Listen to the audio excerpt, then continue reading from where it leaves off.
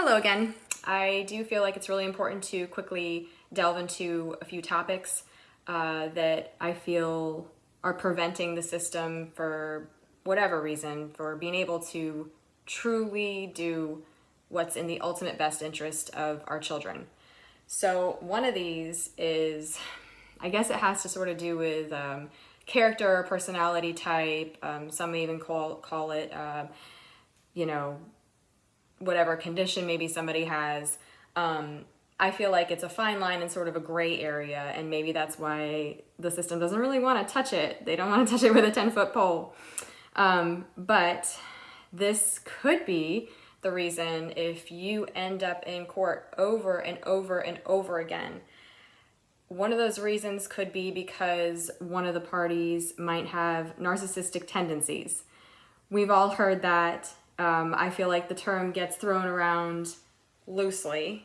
It is a serious issue, and I'm not making fun of it in any capacity, but usually, and what I hear from people who are most frustrated is if one of the parties has that tendency, it's like this. You could say that it's not raining, but to them, it's raining because they said so.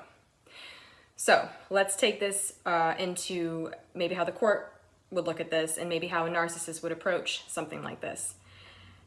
Here are the examples of what it may look like when you have a child and you're in a relationship with someone who has those tendencies.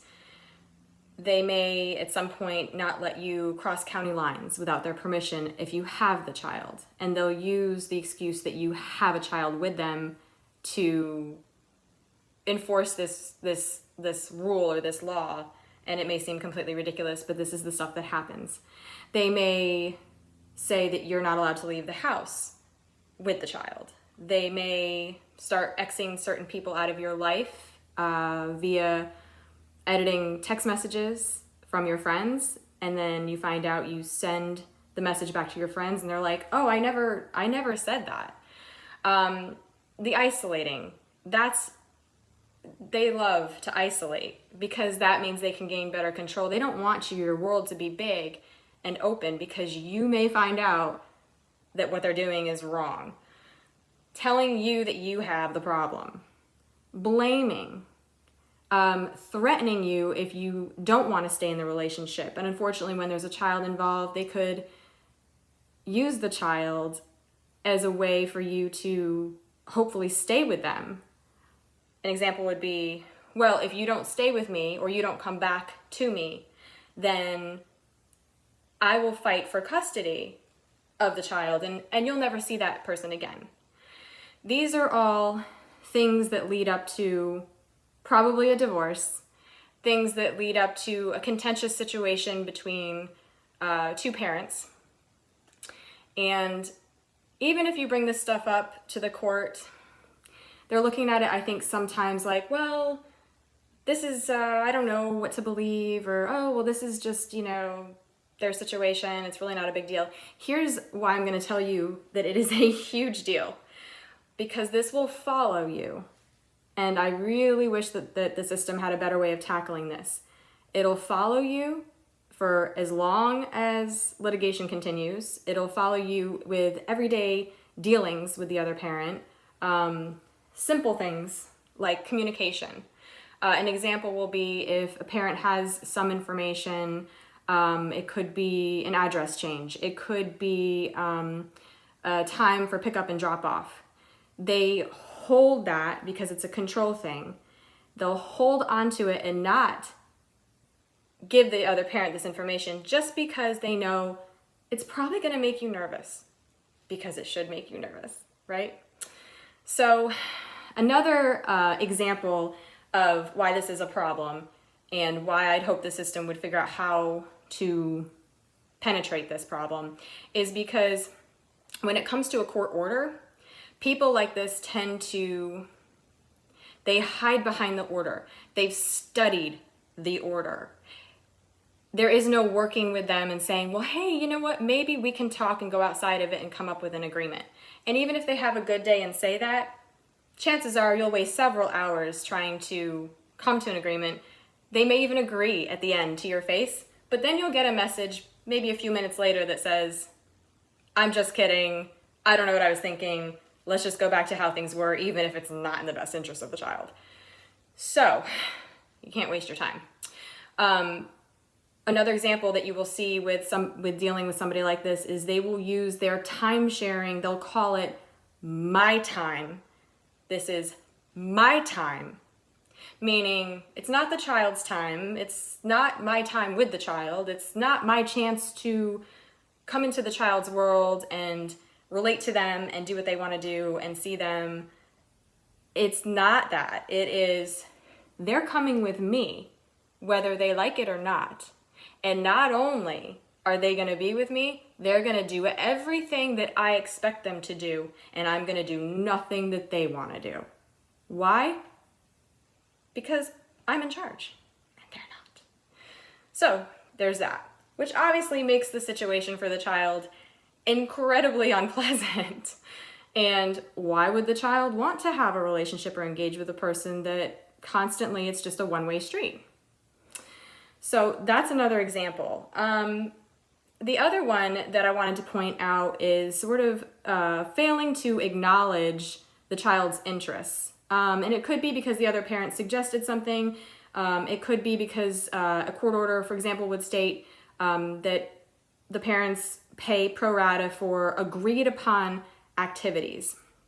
Well, somebody who has more of like a narcissistic tendency is going to say, whoa, it says agreed upon.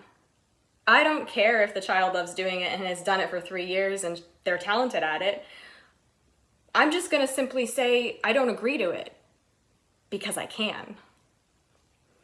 So it's situations like this that you end up constantly in court because you know that it's what's right, but people like that will hide behind the way the order's written and use it to their advantage.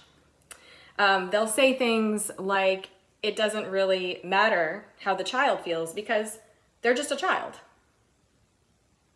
So there's that. That's what you want to look out for too. And like I said, these are the reasons that you can be in court constantly.